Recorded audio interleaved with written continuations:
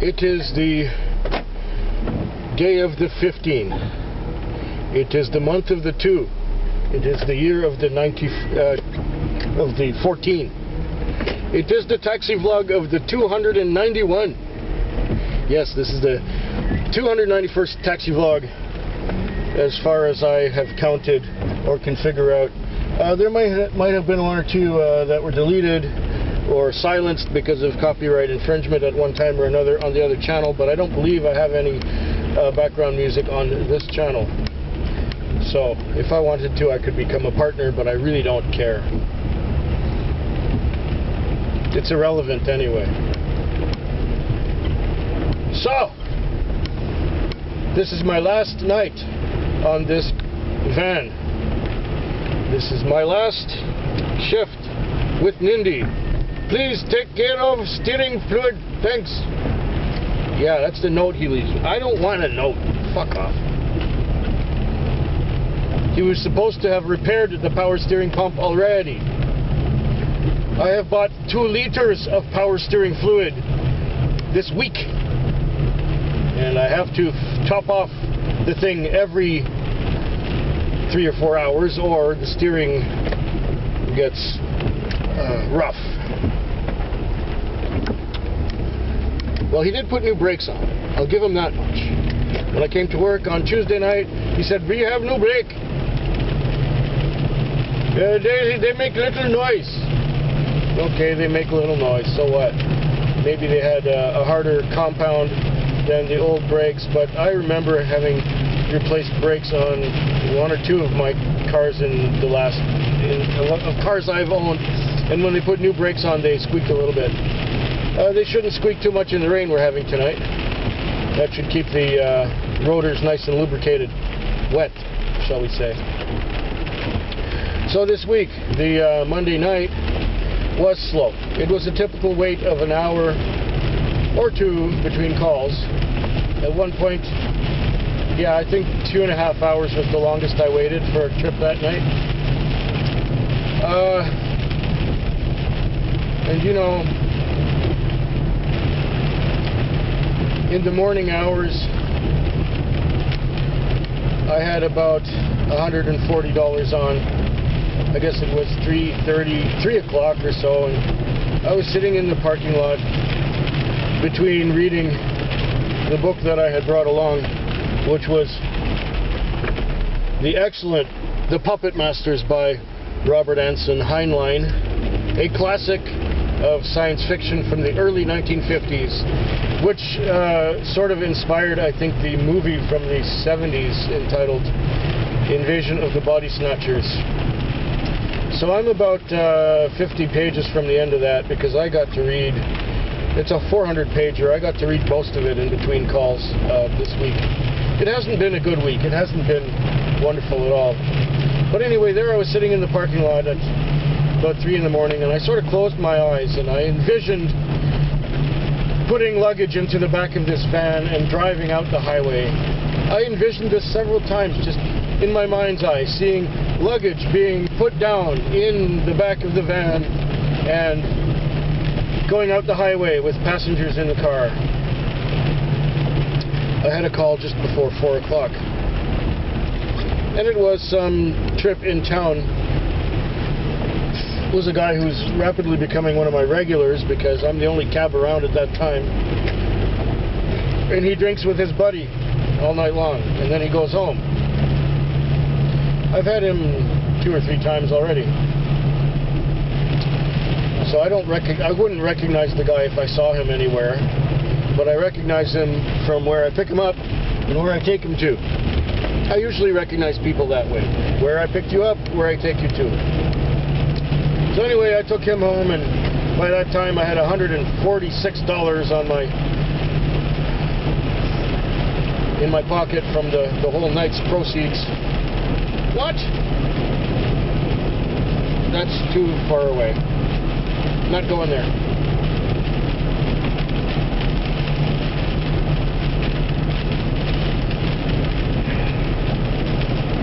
So, I was sitting in the parking lot reading a little more from The Puppet Masters then I figured, well, if it ain't gonna happen now, it ain't gonna happen. That was at about 5:15. At 5:20, I got a call. It was not a time call, it was just a call. So I went and got it. She came out of the building carrying one of those pieces of luggage with wheels on it and a handle, you know. It went in the back of the van and we went to the airport. Thank you very much. Brought me up to 200. That was a Tuesday night. Wednesday I made about $50 for myself after leasing fuel. There was a lot of waiting around. Book 68. And I'm first. Lovely. I should get a call anytime now.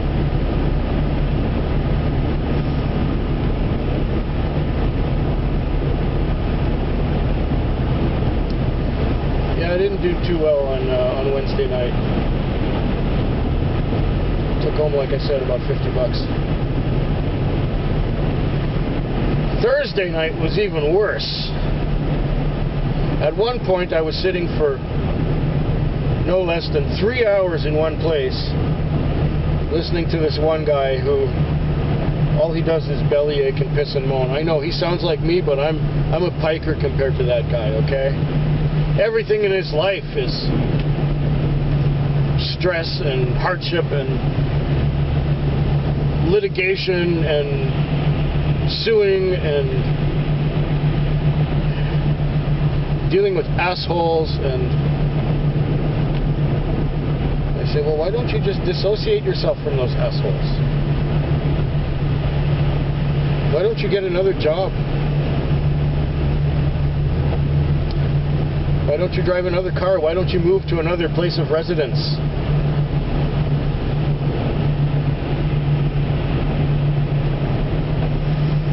But he never does. He's been pissing and moaning as long as I know him.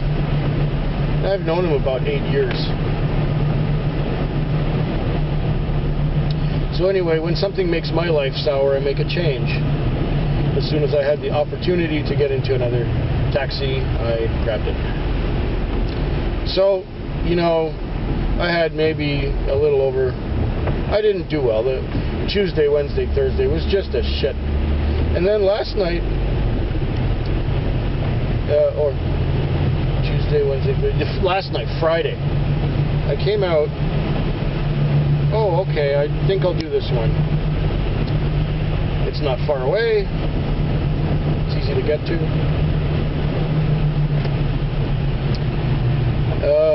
Okay, so I came out, and you know, I did the normal number of trips that I usually do, the normal number of calls. But I got all these short ones. Instead of having like about a $12 average or more, I had about an $8 average. Now, over the course of the whole night, an $8 average next to a $12 average means you make 2/3 of what you normally would make. And this is what happened to me. I was sitting there at 4 o'clock, just sucking the hind tit. I had done as many trips as I usually do, but I only had 2/3 of the income. And I attributed that, well, partially, Nindy came like an hour and 10 minutes late. Showed up with the car. I'd already quit. I mean, this is my last... Please check power steering fluid. Yes. Oh, yes. You should have replaced the fucking pump today. You said you were going to, asshole. Oh, no wonder I quit. So, then at 4:45, I got a time call. And as soon as I pulled up in the place, I was canceled. So I booked on again. It was a time call, too. It was probably going to the airport. But for 15 minutes later, I got another time call with lots of luggage. Big luggage, like, I mean, golf bags and hard suitcase type luggage. And that one went to the airport. for which I got $40 since it was a shorter airport. That's okay. That put me to the point where the night just plain sucked, rather than being the ultimate debacle that it already was. So I managed to, I guess, salvage the rest of the night. And now it is Saturday. It's the last day of my week. The last night on this vehicle. The power steering pump is moaning, and I will talk to you towards the end of the night or at home, depending on how busy I get and stuff and so on. Got to pick up a customer now.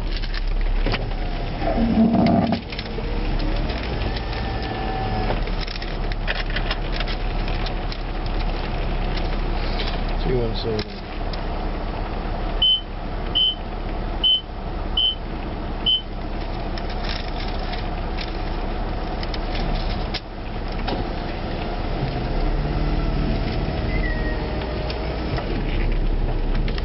Well, it's about 4:45 in the morning. Business seems to have slowed down considerably. I was going one right after another, pretty much.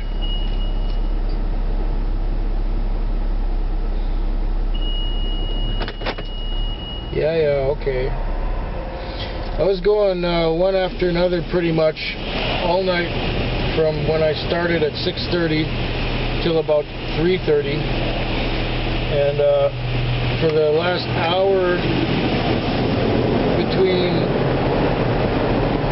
3:30 and 4:30 I was sitting there. I was reading this book that I brought along.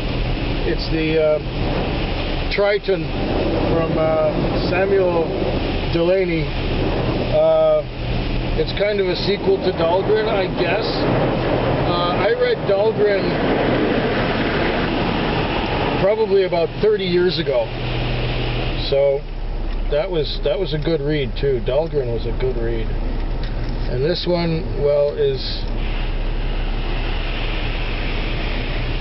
I'm having a little difficulty getting into it, but I'm trying. Anyway, I was busy until about an hour and 15 minutes ago, and what the...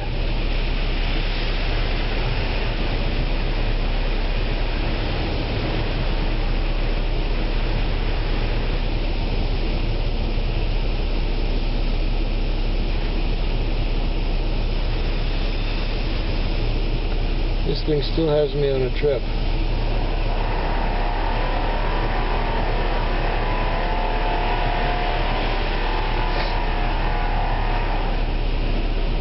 You know, I might as well just... Anyway, I got my money. I got my money tonight, unlike... or the Saturday night. I got my money, but I didn't get my money on Friday at all. I had a few runs out to the Western communities tonight, and I had some good trips and some good tips too. You know, this is the way I like to work, and I've made my money for tonight. I've had enough.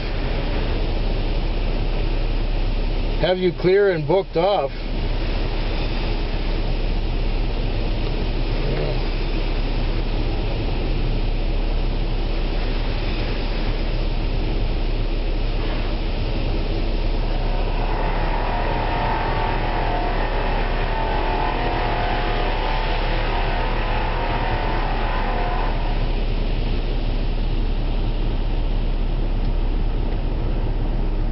Clear and booked off.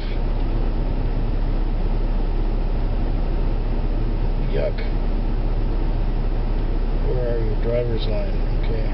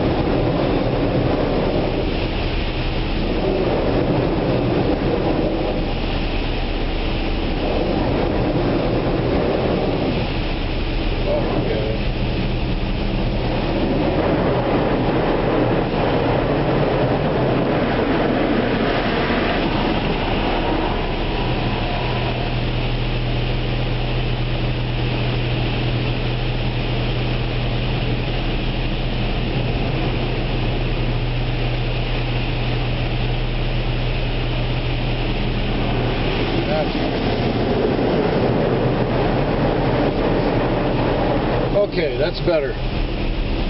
So now I'm washing this thing for the last time, and I'm gonna park it for the last time real soon now. I'm stopping an hour early. I mean, I could work some more, but I have a one-day weekend coming up as soon as I park this, so I might as well get my rest. Working another hour isn't gonna do much good.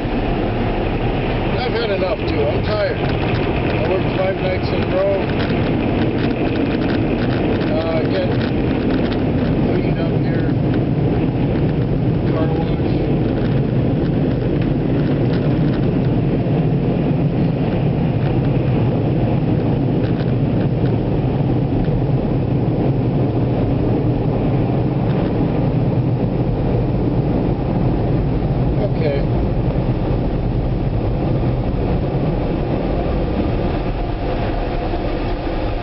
Well, it's clean. It's raining, but it's clean now. I got all the dirt off of it.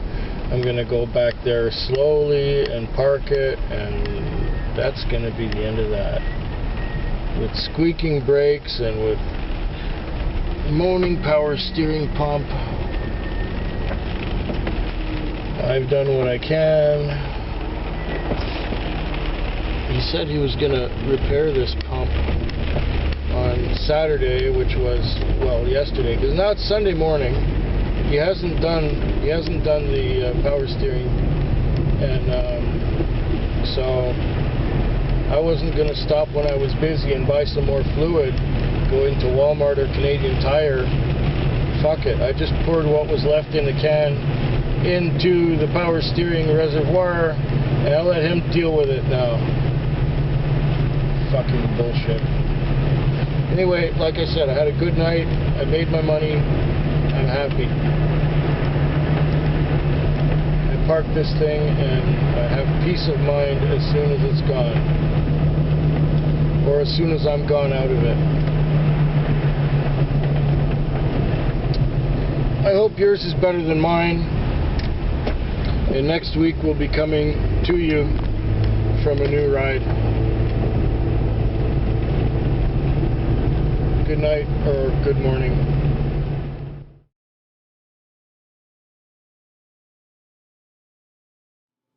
You know something? I forgot to tell you about my most memorable fare of the week. Well, I guess I'll do it right now. Here's what happened. I think it was Wednesday night, and it was around midnight or so, and I was sent to an apartment building. It said Seeing Eye Dog on the MDT. So I thought, okay, Seeing Eye Dog. So I got there, and there was no phone number to call, and I thought I would call, but I couldn't call, so I had to get out of the car. And the weather was such that it was raining and it was windy, and it wasn't really that cold in terms of ambient temperature, but it felt cold because of the wind and the rain. So I had to go out of the car and buzz the apartment, and we'll be right down, I was told. And these two ladies, I guess in their 50s, came out. They were both short and both kind of stout. Not fat, but just kind of a little bit chubby, you know. And one of them has a dog, and they managed to get in.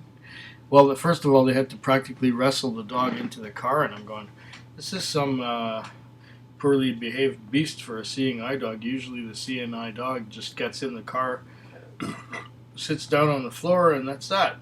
But no. This is weird. You know, you're used to seeing yourself in a mirror, and you subconsciously, but it's not a mirror image that I'm looking at. It's the actual image that I'm looking at, which is really strange. And I'm used to seeing myself in the mirror, so when I go like this, it would be on the other side of my face. Sorry. I'm kind of tired, so I am preoccupied. Where was I? Oh yeah. So these two ladies get in, and the one in the front says her hearing aid is broken, so she can't hear you. I said, oh, okay. And the one in the back says, oh, let's go, let's go. And the one in the front says, well, I said, well, is she blind? Is that like a seeing eye dog? No, no, the dog is for her, to help her hearing, but her hearing aid is broken right now, so she can't hear you. And I said, okay. Anyway, we've both had a lot to drink, so we're both kind of tipsy, and we want to go to her place, and okay. And she gives me a building or an address which doesn't make any sense. And I said, okay, I'll do my best to take you there. And I'm just about where that address is supposed to be. And she says, no, keep going down the road. Keep going down the road. I said, oh, okay. She says, you know, the Gorge Road Apartments. I said, what, 252, 258, 254? And she says, 101. I said, there, 101, no, 101 is not there. She says, well, you go in the parking lot and it's the one on the right, 258. Okay, I know it's 258. I take her there, and as we're going, the one in the back says, this car is sick. I can feel this car is sick. And I said, what, she is psychic or something? And she said, yeah, well, she's psychic, and she's psychotic, and she's schizophrenic. And I go, and deaf too? Yeah, and deaf too. So disregard what she's saying. And she said, this car is sick. It's going to break down. It's going to break down. And I said, yeah, I know. I already quit this car. It's the end of me driving this car. And so I finally got them to where they were going, and it was like $7. I got 10 out of it, and they both left. And the one who was not psychotic and deaf said that she would likely be calling later and maybe get me on the way. I said, okay. Sure enough, a couple hours later, she calls. And I managed to get her and take her to where she was going, which was not the first place where I picked her up, but it was further away, which turned out to be pretty good. I think that was one of my most memorable fares. Oh, well, what about the two drunk guys on the bicycle? And last night I had another one with a bicycle where this guy, it was my first call of the night, I get sent to a Starbucks, and there he is with his bicycle and bags full of stuff from the stores in the shopping center, and he wants to go to a house nearby, and we go to the house nearby, and he brings out backpacks and hockey bags and bags full of stuff and what have you. He says, now we got to pick up somebody at the bus stop on Gorge Road. Okay, I'll pick her up on Gorge Road at the bus stop. She gets in, and then we keep going. All her stuff was piled in too. And he says, I just bought a boat to live on. Oh, really? He says, yeah, we're going down to the boat and take all our stuff with us. So we went down to the docks and we unloaded all their crap in the rain and in the wind. So yeah, we had wind and rain last night too. And I don't know, those were pretty much the most memorable ones. There are others, I suppose, that I've forgotten already, or that will come back to me maybe later. I don't know. There were some spoiled rich kids who had been at a party, and they were talking about pooing in the bed and sleeping with the coiler. Doesn't look offensive, but it reeks really bad. And they were going through a Wendy's drive-thru, which doesn't seem much different from a coiler to me. But anyway, I think I'm gonna leave it at that and say once again, I hope yours is better than mine.